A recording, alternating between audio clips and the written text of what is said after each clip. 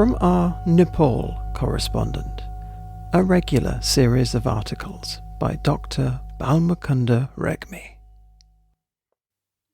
Voting, a voice of the voiceless.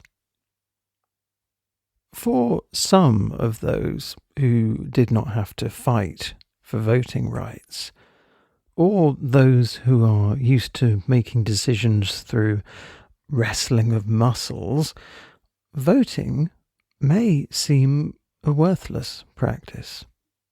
For the strong and rich ones, universal suffrage may seem a ploy devised to allow the weak ones reign over the just ones by the merit of number.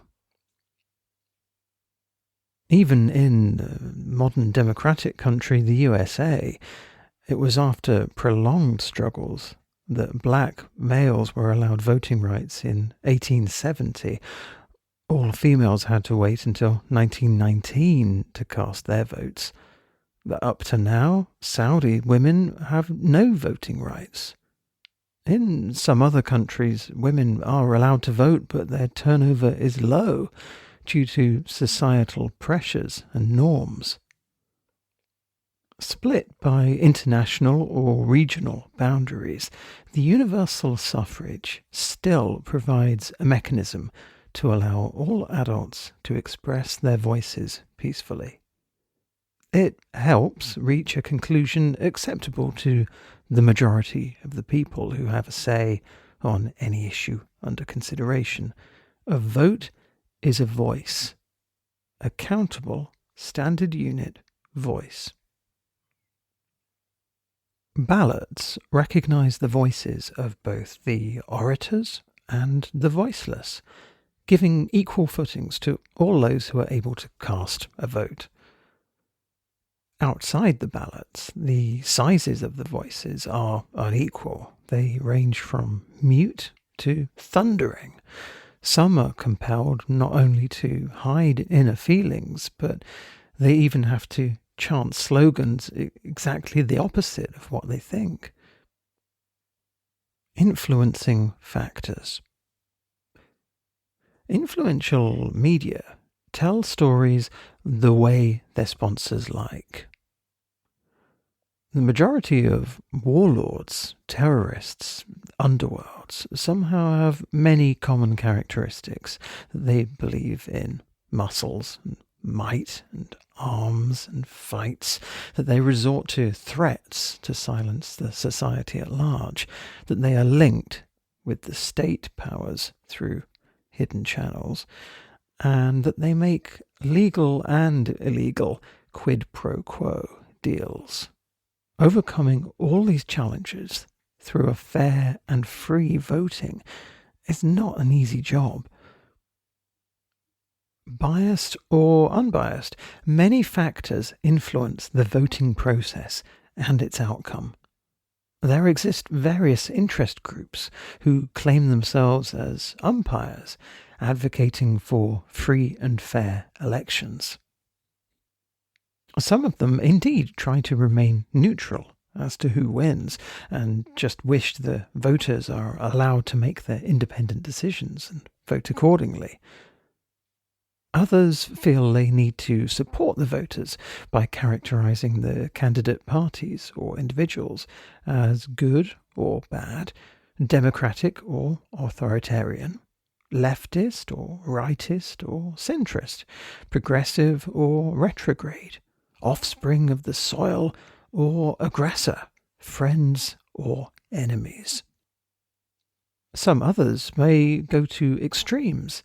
They try to block some parties or individuals from filling the candidacy, disturb their election programs and rallies, treat different contesting parties and individuals differently in terms of privileges given to the candidates, election symbols, representation in the election monitoring process, the security provided, and financial assistance from the state coffers. Media may try to be fair, but their scope is limited. In the news, they cover gatherings, rallies, protests, speeches, fights, strikes, satyagraha against the authorities, including hunger strikes, public sentiments, conflicts, wars, government responses, truces, civilian disorders, human rights abuses, poverty, gender disparities, conflicts of interests, peace deals, and many more. Outside the news, editorials, op-eds, documentaries, and commentaries. There are many more programs which are allegedly sponsored by the haves. And leaving aside sponsor biases, who would choose a poorly synchronized dance over a perfect ballet?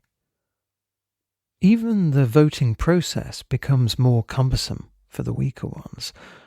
While the rich and powerful drive to the election office to get their name registered, the poor and weak have to walk all the way. Some influential ones may even succeed in bypassing the long queues, photographed and registered first. The weaker ones would rejoice if their queue was not challenged.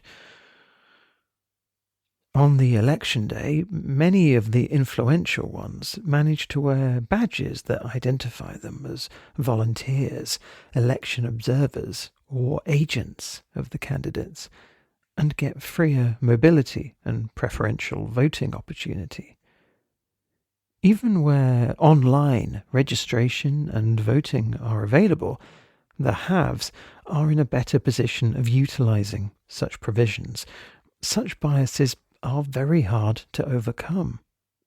The disadvantaged are disadvantaged. As a person with low voice, do you want to stand for leadership? Constitutionally, it is possible. In some cases, even reservations may be available for candidates like you. Then, too, it will not be without competition. Filling a candidacy itself costs money and human resources. Unless you get a ticket of an established and influential party, you will find it very difficult reaching out to voters with your agendas and election symbol and teaching them to vote in your favour. Personal interest. You look for alternatives. At the end of all of them, the reign of the state goes to the strong ones, those favoured ones, those equipped with money and muscles.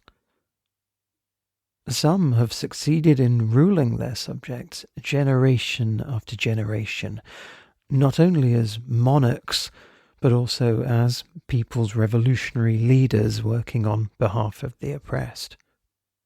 Others, after leading a successful revolution, demonstrate that their democracy means electing, selecting, or deputing most members of their bloodline to the most powerful and charming positions of the state.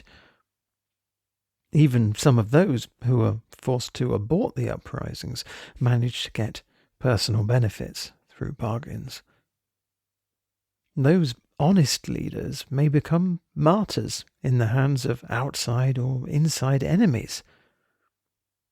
Not that revolutions, uprisings, and new parties be ruled out. They may work for the voiceless, not because your voice gets louder, but because the new leaders may be moral ones, and because they may intend to establish a system that is just to all. As the audacity of your voice is concerned, it is through the use of the voting rights that your voice gets counted to its maximum. And once again, we thank the author of these thought-provoking pieces, Dr. Balmukunda Regmi, professor at Tribhuvan University, Kathmandu, and researcher at Chaha Institute, China. Is there a topic you would like Dr. Regmi to write about? Some aspect of Nepali life that intrigues you? Please get in touch. You can email info@bewaretheradio.com